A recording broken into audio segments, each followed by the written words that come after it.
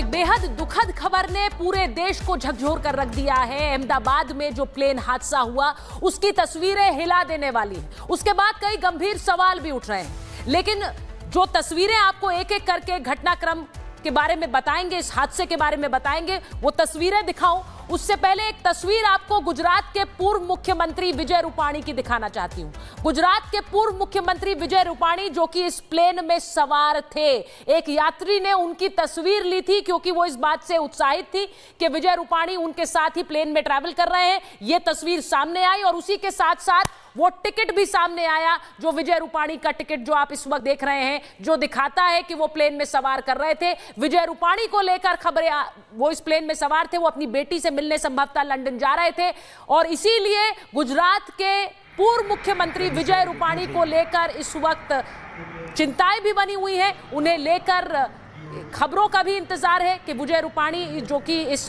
Plane में सवार थे, उनके साथ साथ बाकी 241 यात्री क्रू मेंबर्स को मिलाकर वो इसमें सवार थे, उन्हें लेकर क्या खबर आ रही है। विजय रूपाणी की तस्वीर एक बार फिर से दिखाइए, क्योंकि जो तस्वीर उनकी आई है उसके बाद वो तस्वीर और उनका टिकट जो कि वहां से अहमदाबाद से लंदन जा रहे थे। लेकिन एक एक करके जरा तस्वीरें आपको दिखाती हैं, वो तस्वीरें जो कि बताती हैं कि ये दुर्घटना कैसे घटी और कैसे बहुत सारे गंभीर सवाल उठ रहे हैं। सबसे पहली तस्वीर आपको दिखाते हैं इस दुर्घटना की तस्वीर दिखाइए जब जिस वक्त प्लेन क्रैश हुआ है, जिस वक्त ये प्लेन क्रैश हुआ उस वक्त की तस्वीर दिखाइए, कैसे प्लेन उड़ान भर रहा था और जाकर वो ये तस्वीर देखिए, एयर इंडिया फ्लाइट कैसे क्रैश हुई है। दूर से लोगों ने इसकी तस्वीर ली क्योंकि इसमें से धुआं निकल रहा था, आग निकल रही थी और फिर लैंडिंग जैसे ही टेक ऑफ किया उसके साथ ही कैसे ये प्लेन क्रैश हो गया। जो 9 घंटे की दूरी तय करने वाला प्लेन था वो 9 मिनट भी हवा में नहीं टिक पाया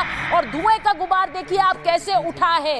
ये तस्वीर आज आई जिसके बाद आज पूरे देश में हड़कंप मच गया। इसके बाद दूसरी तस्वीर दिखा दीजिए, एक तस्वीर ये आप देखिए। उसके बाद जैसे ही जो डॉक्टर्स हॉस्टल बताया जा रहा है, क्योंकि ये जहां प्लेन क्रैश हुआ वहां डॉक्टर्स हॉस्टल था, इसी इमारत पर यह विमान जाकर गिरा है।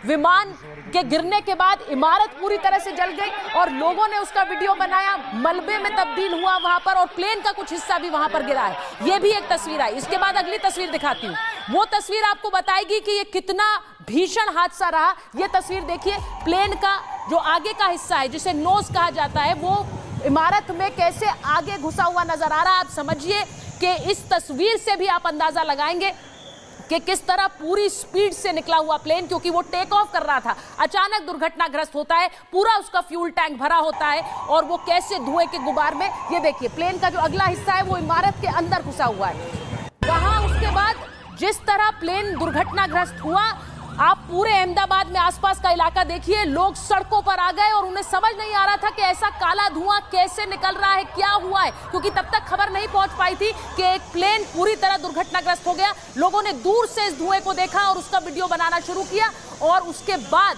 ये तस्वीरें सामने आई जहां इमारत पर गिरा प्लेन, उसके कुछ हिस्से पूरी तरह से जले हुए। वहां पर एम्बुलेंसेस ने पहुंचना शुरू किया क्योंकि ये डॉक्टर्स हॉस्टल था और डॉक्टर्स हॉस्टल पर कैसे ये प्लेन जाकर गिरा और उसके बाद वहां मौजूद जो ट्रेनी डॉक्टर्स थे वो भी कैसे इस दुर्घटना के शिकार हुए हैं। मैं एक बार बता दूं, सलोनी, जिस तरह से ये दुर्घटना घटी है इसमें न सिर्फ वो 282 लोग जो प्लेन में सवार थे, बल्कि जहां जाकर ये प्लेन गिरा आसपास का रिहायशी इलाका, वहां पर भी कैजुअलिटीज हुई होंगी, ये बिल्कुल समझा जा सकता है। सलोनी, बिल्कुल तस्वीरें हम दिखा रहे हैं दर्शकों को सुचरिता की किस तरह के हालात बने हुए हैं। ये देखिए, जो आप तस्वीर देख रहे हैं आपको देखकर ही लग रहा होगा कि यहाँ कोई बहुत भीषण आग लगी है, लेकिन दरअसल ब्लास्ट हुआ है अचानक प्लेन में, जिसके बाद क्रैश होने के बाद इस तरह से पूरी तरह सब कुछ धू धू कर जलता दिखाई दिया। फायर ब्रिगेड की गाड़ियां मौके पर पहुंची, आग पर नियंत्रण पाने की कोशिश की गई और अब जो जानकारी हमें मिल रही है कि वहां से जल्द लोगों को निकाला गया है, क्योंकि एक इमारत पर ये प्लेन गिरा था, क्रैश हुआ था, तो उस इमारत के अंदर भी जो लोग थे वो भी प्रभावित हुए, वो भी घायल हुए हैं, उन्हें भी निकाला जा रहा है। और ये सबसे बड़ा हादसा है 2025 का। अगर हम कहें पहलगाम घटना के बाद अगर हम देखें तो ये सबसे दुखद खबर है इस साल की जो हम बता रहे हैं दर्शकों को, क्योंकि ये तस्वीरें जो आ रही हैं सामने अब झकझोर रही हैं। और इस बीच एक और बड़ी खबर आ रही है सुचरिता। बिल्कुल, बड़ी खबर ये आ रही है कि गुजरात सरकार ने परिजनों से डीएनए सैंपल्स मांगे। डीएनए सैंपल्स क्यों मांगे गए? कुछ शवों को पहचानने में मुश्किल हो रही और इसीलिए परिवारजनों से डीएनए सैंपल्स मांगे गए हैं।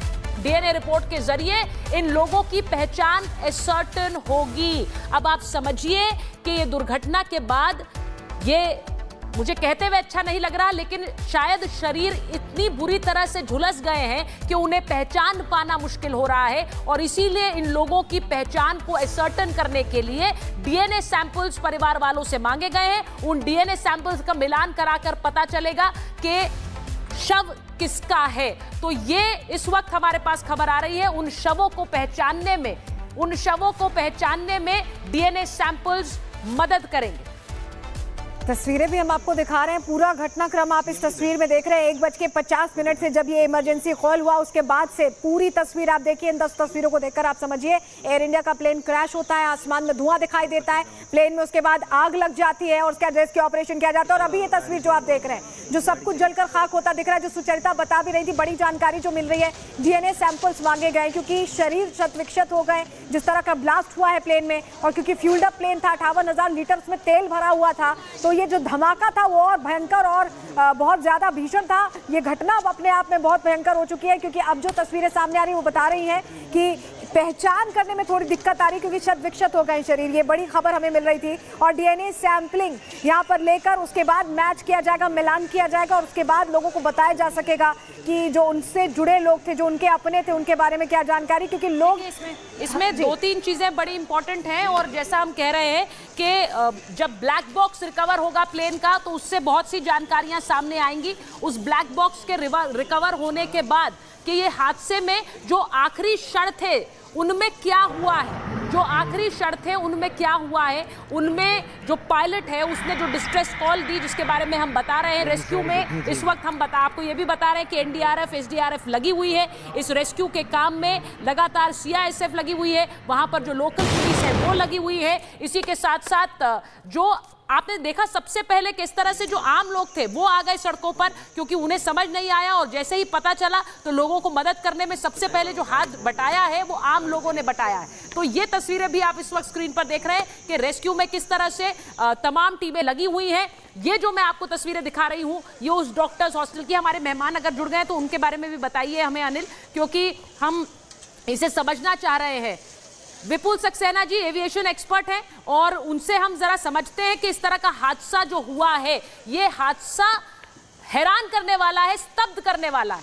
ये हादसा लगता है कि पिछले कई दशकों में इस तरह का हादसा नहीं हुआ है। विपुल जी, आप इसके पीछे कारण क्या देखते हैं? क्योंकि आज के समय में हर व्यक्ति, ज्यादातर लोग एयरलाइन यात्रा इसको एक आसान जरिया भी समझते हैं। बहुत से लोगों, क्योंकि जो पहले दरें होती थी उतनी नहीं है, तो बहुत से लोगों के रीच में भी है एक एयरलाइन यात्रा, लेकिन ये देखकर बहुत से लोग डर गए।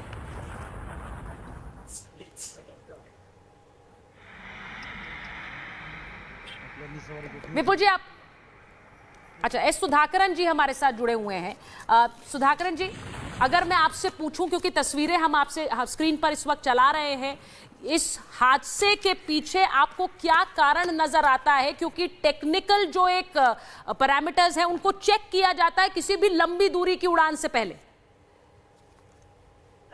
जी बिल्कुल, ये एक टेक्निकल फेलियर नज़र आ रहा है। अभी जब तक ब्लैक बॉक्स रिट्रीव करके उसकी फोरेंसिक्स जब तक कंप्लीट नहीं होगा, उसके पहले कुछ भी कहना ठीक नहीं रहेगा। लेकिन दर्शकों के लिए हम अगर एक अजम्पशन या जो इनिशियल जो हमें जो प्रतिक्रिया अगर हम दे सकते हैं, तो हम इतना ही दे सकते हैं कि ये एक ऐसा टेक्निकल फेलियर है कि जो नॉर्मली ये होता नहीं है। क्योंकि जहाज में देखिए 2 इंजन होते हैं, और इसमें ये देखा गया है, क्योंकि वो जो वीडियो मैंने देखा था बिल्कुल क्रैश से पहले, उसमें ये देखा जा रहा है कि उसकी जो टेल है वो नीचे था और उसका जो नोस है वो ऊपर की तरफ था। पायलट शायद कोशिश कर रहे थे कि वो थोड़ा हाइट गेन कर ले ताकि जहाज नीचे आके ना गिरे, और जहाज चढ़ नहीं पा रहा था। और जहाज क्यों नहीं चढ़ पाता? क्योंकि उसके विंग्स को लिफ्ट नहीं मिल रहा था। लिफ्ट क्यों नहीं मिल रहा था? क्योंकि जो इंजन्स हैं वो थ्रस्ट जनरेट नहीं कर पा रहे थे। मतलब 2 इंजन के फेलियर या नाकाम करने का ये एक इंडिकेशन है। अब इंजन्स क्यों नहीं काम कर रहे, इसके दो रीजंस, मोटे मोटे दो रीजंस हो सकते हैं। या तो उनको जो फ्यूल मिलना चाहिए वो फ्यूल नहीं मिल रहा था, जिसकी वजह से कंबशन नहीं चल रहा था और इंजन काम नहीं कर रहे थे, या फिर उसकी इलेक्ट्रिकल प्रणाली जो है, जो सिस्टम जो है वो शट डाउन हुए हों।